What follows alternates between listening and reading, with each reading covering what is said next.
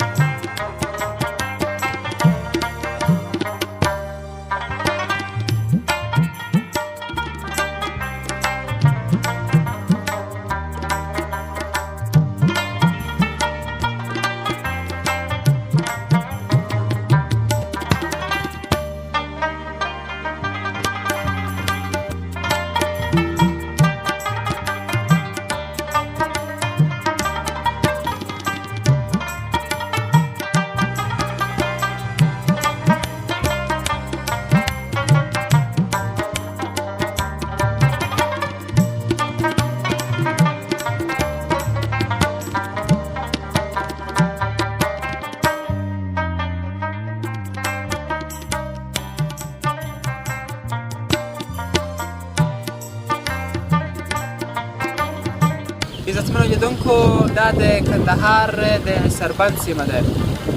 دلته زیاتې اوبه راغلي او لا هم اوبه روانې دي. د څه وخت راهیسې چې د دهلې بند پارچاو شوی د هماغه راهیسې اوبه زیاتې شوي او میلهوال دې ته زړه ښه کوي تر څو په دې سیمه کې میله ترسره کړي. خو مهمه خبره دا ده چې ځوانان به کله چې میلې ته راځي په خاص توګه دغه سیمو ته میلهوال باید په ډېرو اوبو کې ونه لمبېږي ځکه ضرر زیات ورسره یا خطره ورسره زیاته ده. تاسې وینئ چې ډېرې شدیدې اوبه دي، اوبه زیاتې تیزې دي، که چېرې په دمه ته څوک ولوېږي ورته زیان اړوي.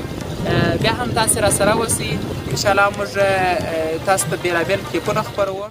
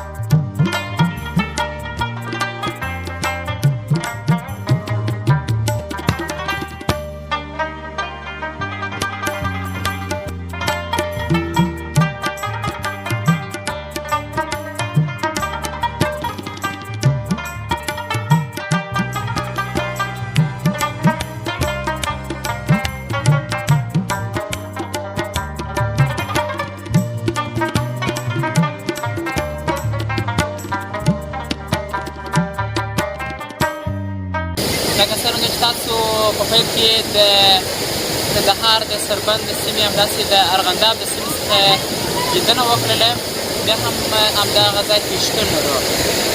په وروستیو کې دهله راپارچاو شوې او ډېری ځوانان کوښښ کوي چې همدغه سیمو کې میله ترسره کړي. خو یوازینی پیغام چې زه تاسو ته یادونې کوم او پرېږدمه، کوم ځوانان چې دلته میله ځایو ته راځي باید د ځانو سره احتیاط وکړي او په ډېرو اوبو کې ونه لمبېږي. بیا هم په وروستیو کې تاسو د ځینو ځایونو څخه ننداره وکړئ، ویې ونئ، خوند ځینې واخلئ. ډېره مننه چې راسره ملتیا مو کوله.